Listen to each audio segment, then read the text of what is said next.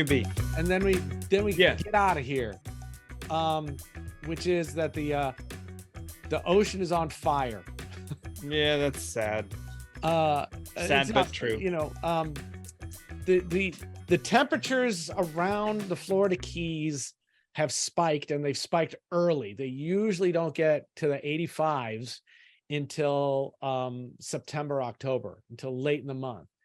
And yeah, I'm 62% right about that. It might be mid-August that they get hot.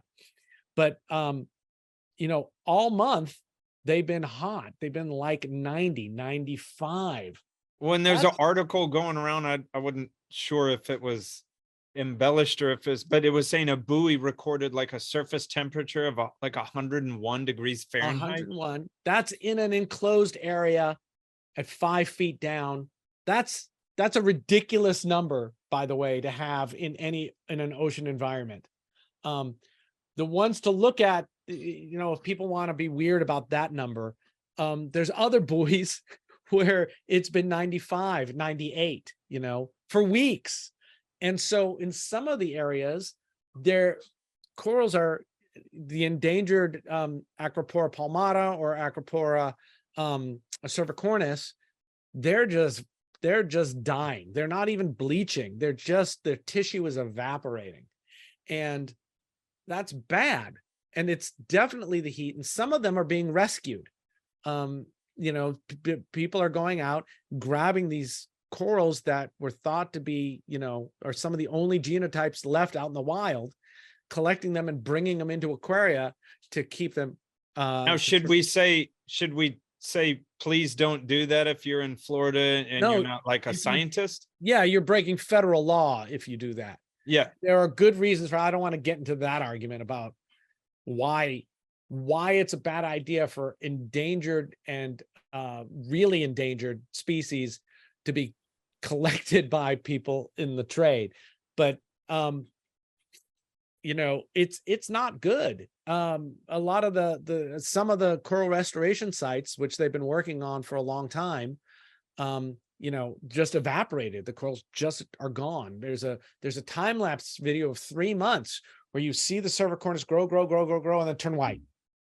But you know, see, this makes me sad because you hear, you know, in the past, you hear like, I don't know what all the big hubbub is. Look, they're there and they're growing. But I just always felt like this was going to happen. You know what I mean?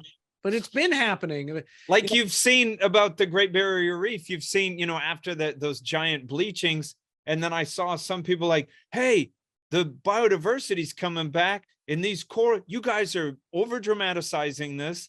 These things are coming back and everything is going to be okay. And it's like, I'm not trying to be a naysayer, but I'm just saying, I don't think so, man. Yeah. And it's tough because, you know, I know one researcher who was on a show and they mentioned climate change, and then all they got for the next 4 or 5 days was reamed for talking about believing in climate change. By the way, the Great Barrier Reef, we've covered it before. There is in one section of it, it is high coral cover, but it's all weedy corals. It's all the acros that have grown like crazy doing what they're supposed to do. The biodiversity is not up. And in the Great Barrier Reef, man, if it gets hot there, all we need is one more hot year, which could be this year. But what the beef is, it's a bunch of beefs. It's people going, oh my God, it is hot. Why didn't we know this was coming? It's like, this has been predicted for 30 years, you know, 40 years, that as the temperature goes up, weird things are going to happen and bad things are going to happen. But humans are so reactionary. I just have a real issue and don't understand why people whose speciality is to keep these animals alive in glass boxes can't understand what the problem is, or that they'll do such weird contortions. You know, the one of the favorite arguments, and we won't go too deep into this because it's depressing and meh, but it's like, well, the world is always changing. The climate is always changing. It's like, yeah, not this quick, not that fast. Well, you know, millions of years ago, there was more CO2 in the air and it was hotter. And yeah, there were no people and there were no corals. So I don't understand what your point is. if your point is that we all might die and the world will be unrecognizable to us in the next 200 years, well, yay, pat yourself on the back. I hope your kids have a nice time.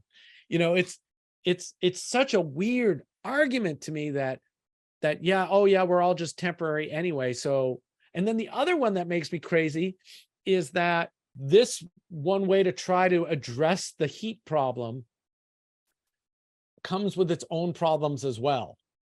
And it's like, yeah, we know that. You know, don't let the perfect be the enemy of the better. You know, if we knew how to do it perfectly, we would have fixed everything already.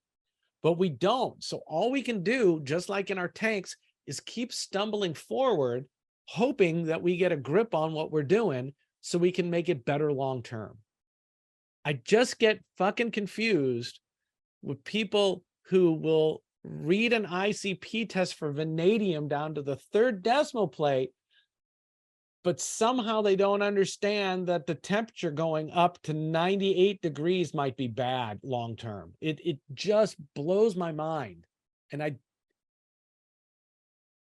there. Yeah, and it's not like I'm a ecologist or any of this stuff, but you know, and I've heard some arguments of people say like we will move, you know, we will follow the weather patterns in places that used to be cold will be warmer, like we'll find a way. But I guess the thing I'm sort of worried about, and like I said, I'm not an ecologist or whatnot, so I don't know the answer to these or think I know the answer to this thing, but it feels like we could be flirting with something that shakes the whole food web, and we're not moving around to different clients. We're dying because phytoplankton dies, or the rainforest dies, or the ocean currents stop, or and reverse themselves. I mean, that's where it gets depressing, because it's talking about wholesale death of creatures on planet Earth. And we're worried about our stocks and bonds and what country dominates the world and so on and so forth. But we're going to be clutching our pearls until we're going underwater, I guess. We can do all of it if we just kind of stop being dumb. Oh God, I can see the YouTube comments now.